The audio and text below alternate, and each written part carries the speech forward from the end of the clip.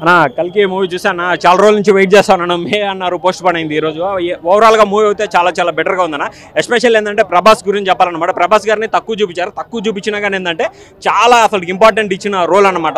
అసలు ఫైట్స్ కానీ అసలు విజువల్స్ కానీ వండర్స్ కానీ వేరే ఓల్డ్కి తీసుకొని వెళ్ళిపోయాడు అనమాట. అలాగే కమల్ హాసన్ పర్ఫార్మెన్స్ కానీ చాలా చాలా బాగున్నాయి. బ్రహ్మానందం కామెడీ అందరూ చాలా ఓవరాల్గా చేస్తారు. ఎస్పెషల్ ఏంటంటే మనకి ఇంటర్వెల్ తర్వాత సినిమా కనెక్ట్ అవుతుందన్న. ఇంటర్వెల్ నుంచి అయితే అసలు వేరే ఓల్డ్కి వెళ్ళిపోతాం. అంటే మహాభారతాన్ని ప్రిఫరెన్స్ తీసుకొని ఈ సినిమా తీశారు. అదైతే చాలా చాలా బెటర్గా ఉంటుంది. లాస్ట్ 20 minutes సినిమాకే హైలైట్ అనే చెప్పొచ్చు బ్రో. ఫ్యామిలీతో కలిసి చూడండి, పిల్లలతో తీసుకొని సినిమా చూడండి, మీరు ఖచ్చితంగా ఎంజాయ్ చేస్తారు. ఓవరాల్గా ఒకటే చెప్తాను బ్రో, ఫ్యామిలీతో రండి, హ్యాపీగా ఎంజాయ్ చేస్తారు. మన భారతీయతత్వాన్ని, మన సంస్కృతిని హాలీవుడ్కి పరిచయం చేసిన ఒకే ఒక్క భారతీయ సినిమా కల్కి, the Prabhas and the Nagashwin and Ashwin Dutt. Thank you so much for giving a nice beautiful movie. మీరు అందరూ వచ్చి చూడాలని చెప్పేసి నేను కూడా కోరుకుంటున్నాను. Thank you so much. Movie was good అండి, చాలా బాగుంది. ప్రభాస్ని చాలా బాగా చూపించారు. It was a good film, చాలా బాగుంది. అంటే ఇది ఒక ఎక్స్పెరిమెంట్ అని చెప్పుకోవచ్చు, నాగశ్విన్స్ ఎక్స్పెరిమెంట్ అని చెప్పుకోవచ్చు. తెలుగు ఫిలిమ్స్ని ఇంతవరకే చూడాలి అని ఉండే, ఇప్పుడైతే వైడ్ రేంజ్కి వెళ్ళింది. ఇలా కూడా చూడొచ్చు అని చెప్పేసి అనిపించింది. గెస్ట్ రోల్స్ యాక్చువల్గా అక్కడ గెస్ట్ రోల్స్ అని అనకూడదు, ఎవ్రీ క్యారెక్టర్కి ఒక ఇంపార్టెన్స్ ఉంటుంది. అంటే ఏదో చేశారు అని కాకుండా సో ఫస్ట్ హాఫ్ వచ్చేసి కొంచెం ల్యాగ్ అనిపించింది. అంటే 3 hours film is lengthy film. So first half మొత్తం కొంచెం ల్యాగ్ అనిపించింది. And second half was good, totally awesome. పెట్టుకున్న టికెట్ ప్రైస్కి అయితే సాటిస్ఫాక్షన్తో బయటకు వస్తారు. Last 30 minutes 40 minutes was next level. అంటే ఏదో ఒక వరల్డ్లో తీసుకెళ్ళి వదిలిపెట్టేసినట్టు అనిపించింది. విజయ్ దేవరకొండకి యాక్చువల్లీ స్టార్టింగ్ నుంచి విజయ్ దేవరకొండ కోసం వెయిట్ చేస్తున్నాం. అసలు ఏంటి విజయ్ దేవరకొండ ఏ క్యారెక్టర్ అని చెప్పేసి. సో గుడ్, అందరూ యాక్చువల్లీ అదే ట్విస్ట్ లాగా అనిపించింది. ఆర్జీవి వాజ్ లైక్ చాలా బాగా అనిపించింది. అంటే థియేటర్ మీరు అంటున్నారు కదా మాస్ ఆడియన్స్కి కనెక్ట్ అవుతారా లేదా అని, ఆ కనెక్షన్స్ కోసం కొంచెం ఆర్జీవిని, బ్రహ్మానందంని అండ్ ప్రభాస్లో ఒక సర్కాజంని వీటన్నిటిని కనెక్ట్ చేసినట్టు అనిపించింది. బుజ్జి గుడ్. అసలు మెయిన్ రోల్ మొత్తం బుజ్జిదే ఉంది. సెకండ్ హాఫ్ సూపర్ అండి. ఈవెన్ కంపేర్ చేసుకుంటే క్లైమాక్స్ వాజ్ ఆసమ్ అండి.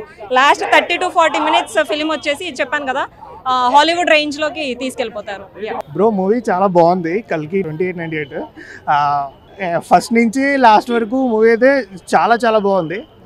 యాజ్ ఆడియన్స్ చెప్తున్నా, ఫస్ట్ హాఫ్ కొంచెం ల్యాగ్లా అనిపిస్తుంది నార్మల్గా. కాకపోతే ఏంటంటే క్యారెక్టర్స్ అన్ని ఇంట్రొడక్షన్ ఉండాలి, వాళ్ళు ఎలాంటి వాళ్ళు ఏంటి అని చెప్పేసి మనకు అర్థం కావాలి కాబట్టి కొంచెం అనిపిస్తుంది. కానీ బట్ స్టార్టింగ్ నుంచి ఎండింగ్ వరకు మీరు ఎక్కడ డిసప్పాయింట్ అవ్వలేదు అసలు, ఎందుకంటే అంత ఇమాజినేషన్ వరల్డ్ కాబట్టి. అండ్ మనం అనుకున్న కెమియోస్ కూడా చాలా ఉన్నాయి.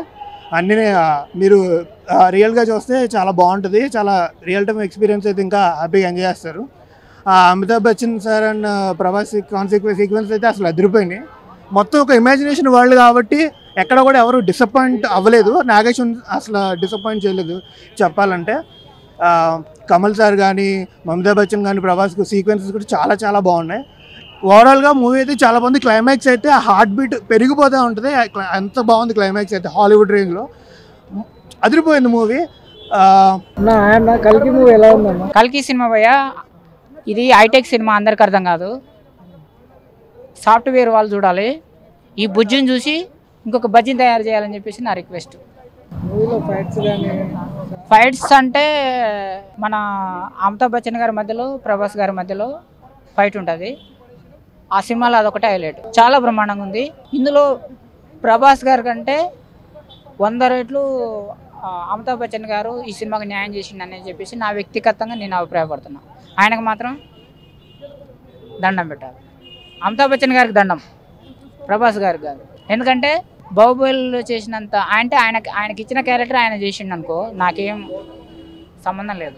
అయితే ఈ సినిమా మొత్తం కన్ఫ్యూజ్లో ఉంది భయ్య. ఈ స్టోరీ కథ అనేది క్లారిటీ లేదు. మహాభారతమా, కురుక్షేత్రమా, కలియుగమా అనేది క్లారిటీ లేదు. నేనేమనుకున్నానంటే ఇందులో పెద్ద పెద్ద స్టార్లు ఉన్నారు. ఆ స్టార్లు ఉంటే రాజమౌళి గారు ఆ స్టార్లను పెట్టి చూస్తే రోమాలు ఎక్కబొస్తాయి అంటారు చూడు, అట్లా లేవాలి. ఏది లేవాలి, అన్నీ పనుకుంటాయి. బాగాలేదనట్లే. నాలాంటి వాళ్ళకు ఒకసారి చూసి అర్థం కాదు, నాలాంటి వాళ్ళు 4 సార్లు చూడాలి. సాఫ్ట్వేర్లకు అయితే ఒకసారి అర్థమవుతుంది అంటున్నాను. అర్థం కాలేదన్న దానికి బాగలేదన్న దానికి తేడా ఉంటుంది. అది అది చెప్పండి స్టోరీ చెప్పండి, మన మిత్రుడు అడుగుతున్నాడు. అయితే పెద్ద పెద్ద స్టార్లు ఉన్నారు, అమితాబ్ బచ్చన్ గారు ఉన్నారు, రాజమౌళి గారు ఉన్నారు, ఆర్జీ ఉన్నాడు, విజయ్ దేవరకొండ ఉన్నాడు, బ్రహ్మానందం ఉన్నాడు, ప్రభాస్ ఉన్నాడు. వీళ్ళందరూ పెద్ద పెద్ద స్టార్లు కదా. నీ అమ్మ ఈ బాహుబలి అనేది ఈ కల్కి అనే అరేబియా సముద్రం కింద కొట్టుకొని పోతుంది నాయన, ఇది పెద్ద సునామీ, కల్కి సునామీ, ఇంత పెద్ద స్టార్లు ఉన్నారు, కొట్టుకొని పోతుంది అని చెప్పేసి ఎక్కడనో ఆలోచించాను నేను. కానీ వచ్చేసి ఈ కల్కి వచ్చేసి బాహుబలి, నేను ఒక బాహుబలి సినిమా వచ్చేసి అలలు వచ్చేసి నా కాళ్ళు తడిపేసిపోయింది. హిందూ సంప్రదాయంలో మన గుడికి పోతే కాళ్ళు తడుపుకొని పోయి దండం పెడతాం. ఇప్పుడు నేను ఒక బాహుబలి సినిమా, ఆ కల్కి సినిమా వచ్చేసి కాళ్ళు తడిపేసిపోయింది తప్ప నన్ను కొట్టుకొని పోలే. ఎండింగ్లో బాగుంది, ఎండింగ్లో బాగుంది. స్టార్టింగ్ మాత్రం అమితాబ్ బచ్చన్ గారు ఎండింగ్లో బాగుంది. ఇక కమలాసంత్ గారు అయితే ఇంక ఎట్నో ఇట తపస్సు పెట్టారు, రజనీకాంత్ గారు తపస్సు చేస్తారు కదా, అట్లా తపస్సు పెట్టారు, లేచిండి అది ఇది పట్టుకున్నాడు, అది క్లోజ్ అయిపోయింది. అట్లా కొంచెం ప్రాబ్లం ఉంది భయ, అది అందుకనే నేనంటే నాకు అర్థం కావట్లేదు కదా. అందు గురించి వాళ్ళు చూస్తే థియేటర్ ఇప్పుడు ఎట్లా ఉండాలంటే డైలాగ్లే ముందు ఉండాలి, బ్యాక్గ్రౌండ్ మ్యూజిక్ ఇట్లా ఉండాలి. ఇప్పుడు ఈ సినిమాలో ఎట్లా ఉందంటే ఇట్లా ఉంది, బ్యాక్గ్రౌండ్ మ్యూజిక్ ఏం ముందర ఉంది, డైలాగ్ వెనక ఉంది, ఇంపడతలే సార్. ఇక ఫస్ట్ హాఫ్ మొత్తము అమితాబ్ బచ్చన్ గారి డైలాగులు ఇంపడతలే, అది కొంచెం ప్రాబ్లం ఉంది. మరి టెక్నికల్ ప్రాబ్లం ఉంది, అది వాళ్ళకి సాఫ్ట్వేర్ వాళ్ళకైతే తెలుస్తుంది, మనకు తెలియదు, సాఫ్ట్వేర్ కాదు. ఈ థియేటర్ ప్రాబ్లమా లేకపోతే ఎడిటింగ్ ప్రాబ్లమా లేకపోతే డైరెక్టర్ గారి ప్రాబ్లమా, ఎవరి ప్రాబ్లం అనేది మనకు తెలియదు. నేను ఏ రేటింగ్ చేయను భయ్యా, నాకు బయటకు పోతే చెప్తానేమో చెప్పేను, నేను రేటింగ్ చెప్తానేమో సినిమా పోయిన వాళ్ళు నా మీద ఒక నమ్మకం ఉంటుంది పబ్లిక్కి. పోయిన వాళ్ళు నువ్వు ఎక్కడో చెప్పినవారు నాయన అక్కడ లేదు పేక్ ఉండకూడక అని చెప్పేసి నా ఒపీనియన్ ఎందుకు చెప్పేది. నాలాంటి వాళ్ళు అయితే 4-5 సార్లు చూడాలి, సాఫ్ట్వేర్లో అయితే ఒకసారి చూడొచ్చు, బుజ్జిని చూసి బజ్జిని తయారు చేసేమని చెప్పేసి. ఓవరాల్గా మన రాజమౌళి గారు ఇంత పెద్ద ఆలోచనతోటి ఎవరెవరికి ఏ క్యారెక్టర్ ఇవ్వాలి, ఎవరికి ఏ డెవలప్ పెట్టాలి, స్టోరీ ఏంటి, కథ ఏంది, స్టార్టింగ్ ఏంది, క్లైమాక్స్ ఏంది, ఇంటర్వ్యూ ఏంది అనేది క్లారిటీ తోటి ఉంటాడు. ఈయనకి ఏ క్లారిటీ లేదు. అల్లం బెల్లం కిచిడి అంటాం కదా, ఆ కిచిడి రూట్లో ఉన్నది. ఆ కిచిడి అయితే ఏం కూర అని అంటే కిచిడి అంటే దానికి పెద్ద ప్రాధాన్యత ఉండదు. చేపల కూర అని ఉండాలి, లేకపోతే రొయ్యల కూర అని ఉండాలి, ఏదో ఒకటి క్లారిటీ ఉండాలి. క్లారిటీ బుడ్డ బొరకల కూర మేను అన్ని చేపలలో కూడా రకాలు ఉంటాయి.